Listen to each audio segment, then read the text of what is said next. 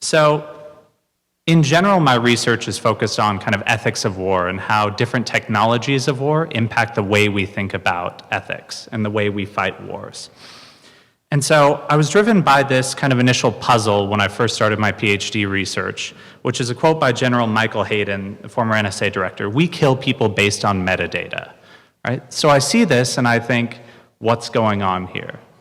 How does this partake in kind of everyday warfare? So as many of you know, the CIA operated covert drone strikes in places like Yemen, Pakistan, and Somalia for a number of years, and this kind of became what many call the soul of the Obama presidency, right? So even though he was drawing down troops in Iraq, he was engaging in a broader counter-terror warfare.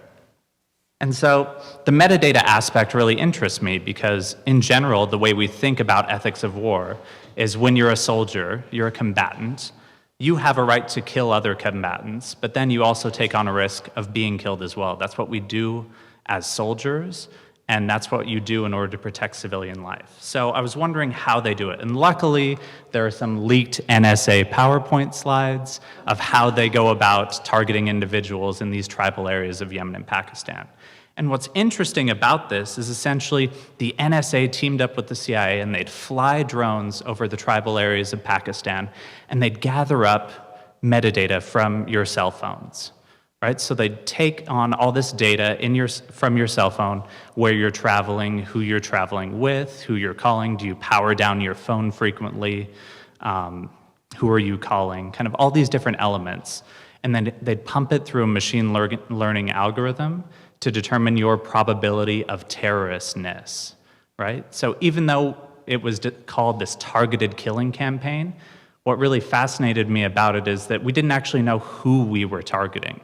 We were targeting a what, which is a metadata construction of who we think might be a terrorist, right? So this is a really fascinating puzzle for thinking about ethics and technology especially.